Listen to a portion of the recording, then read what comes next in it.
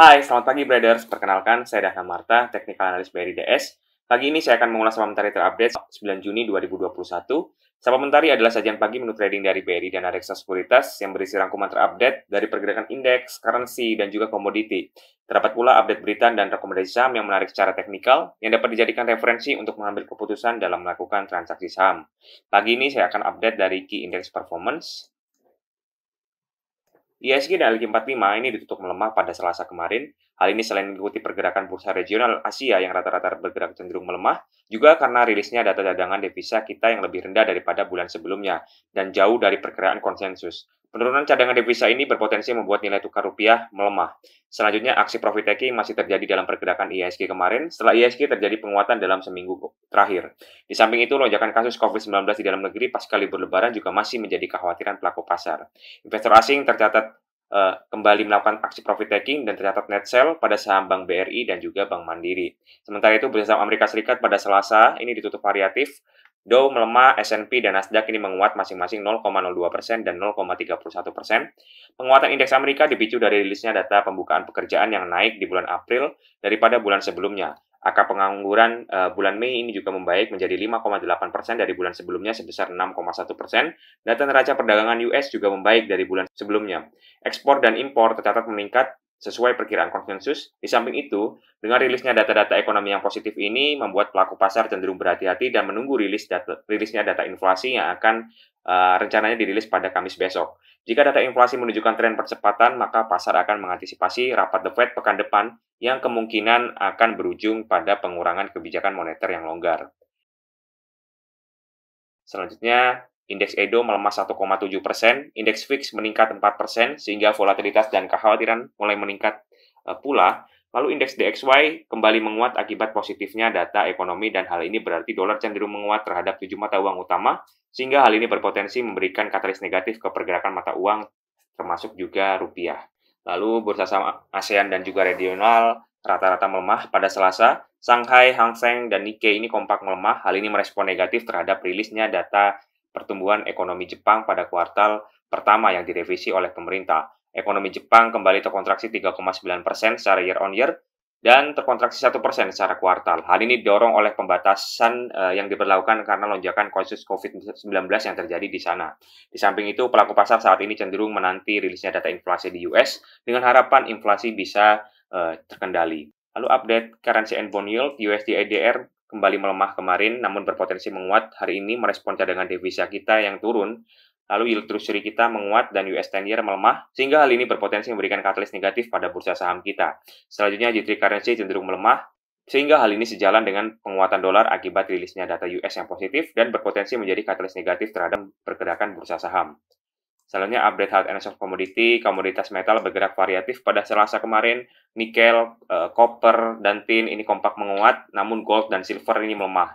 Komoditas energi batubara kembali menguat dan diikuti penguatan oil akibat rilisnya data pasokan di US yang menurun.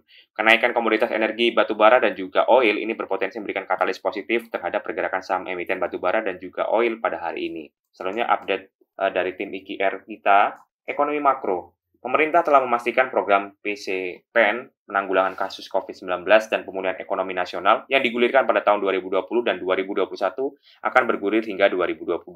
Hanya saja pagu anggaran program PCPN 2022 belum ditetapkan hingga saat ini. Sementara itu, pemerintah dan Komisi 9 DPR telah menyepakati asumsi-asumsi makro 2022, salah satunya adalah asumsi pertumbuhan ekonomi sebesar 5,2 sampai 5,8%. Angka ini lebih tinggi dari proyeksi tahun ini di kisaran 4,5 sampai 5,3%. Kemudian inflasi di kisaran 2 sampai 4%. SBN tenor 10 tahun di level 6,32 sampai 7,27%. Dan nilai tukar rupiah sebesar 13.900 hingga 15.000 per US dollar. Selanjutnya, infrastruktur, pemerintah, RRT, dan RI telah bersepakat agar proyek High Speed Rail, ini Jakarta-Bandung, dapat diselesaikan tepat waktu. Presiden Jokowi sendiri menargetkan uji coba proyek HSR ini dapat dilaksanakan pada akhir 2022. Setelah itu akan langsung dioperasikan. Hingga saat ini proses pembangunan proyek sepanjang 142 km itu telah mencapai 73%. Sejauh ini KCIC telah menyelesaikan 8 dari 13 terowongan yang ada di jalur HSR. Di sisi lain, pembangunan light rail transit Jabodetabek dikabarkan hampir rampung. Saat ini pembangunannya sudah mencapai 84,6% dan ditargetkan dapat dioperasikan pada tahun 2022. LRT Jabodetabek ini nantinya akan memiliki 18 titik stasiun yang dapat mengangkut 740 hingga 1.308 orang. Lalu update dari Wika Beton. Hingga Mei 2021, Weton telah berhasil memperoleh kontrak baru senilai 1,99 triliun rupiah atau 25% dari target tahun ini yang senilai 8 triliun rupiah. Kontrak ini terdiri atas high speed rail sebesar 666,57 miliar rupiah, jalan tol Serpong Balaraja sebesar 88,97 miliar rupiah, dan proyek pengaman muara sungai Bogowonto sebesar 80,14 miliar rupiah. Untuk itu, perusahaan menganggarkan capex sebesar 567 miliar rupiah, yang hingga kuartal 1 2021 ini telah diserap sebanyak 3 miliar rupiah. Sumber capex berasal dari fasilitas pendanaan perbankan yang nantinya akan digunakan untuk pengembangan pabrik yang sudah ada saat ini. Selanjutnya, ada Harum menargetkan pembangunan smelter nikel bisa beroperasi secara komersial pada kuartal 1 2022. Perusahaan dikabarkan telah menggelontorkan dana investasi sebesar 69 juta US dollar untuk membangun smelter tersebut. Investasi ini diwujudkan dalam bentuk akuisisi 24,5% saham PT Invoi Metal Industri melalui PT Tanito Harum Nikel. Selain berinvestasi di II Invoi, Harum juga berinvestasi di perusahaan nikel lainnya yakni PT Position senilai 80,32 juta US dollar. Namun tahun ini Position belum beroperasi secara komersial sehingga konsolidasi laporan keuangan baru bisa dilakukan pada kuartal 2 2022. Untuk detailnya, Brader bisa download supplementary di official Telegram kami dan linknya ada di caption di bawah ini ya. Selanjutnya update trading ADS pada hari ini. IHSG secara teknikal diprediksi bergerak mix cenderung melemah pada hari ini. Indikator yang masih di positif melemah, indikator stochastic dead cross overbought dan RSI netral melemah. IHSG diprediksi bergerak di rentang 5.928 hingga 6.116. Lalu beberapa saham yang menarik secara teknikal ada TINS, buy on weakness untuk TINS, trading range di area 1.520 hingga 1.600. Lalu ada Medco, buy on weakness untuk Medco, trading range di area 650 hingga 695. Lalu ada ITMG, trading buy untuk ITMG, trading range di area 13.775 hingga 14.600.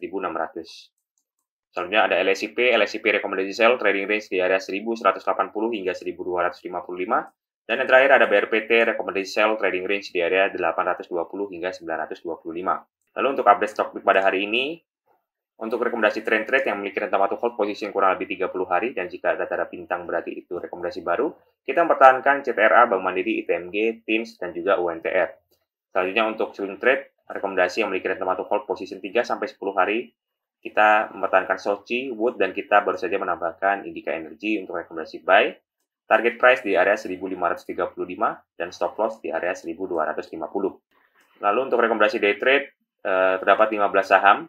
9 saham diantaranya rekomendasi buy dan sisanya rekomendasi sell. Diantaranya ada TINS, LPPF, Inco, Medco, hingga SMRA, WIM, dan juga BDMN. Demikian ulasan supplementary pada pagi hari ini. Jangan lupa like, subscribe, dan komen ya Brader agar informasi ini sampai ke seluruh investor pasar modal Indonesia. Terima kasih dan happy trading Traders!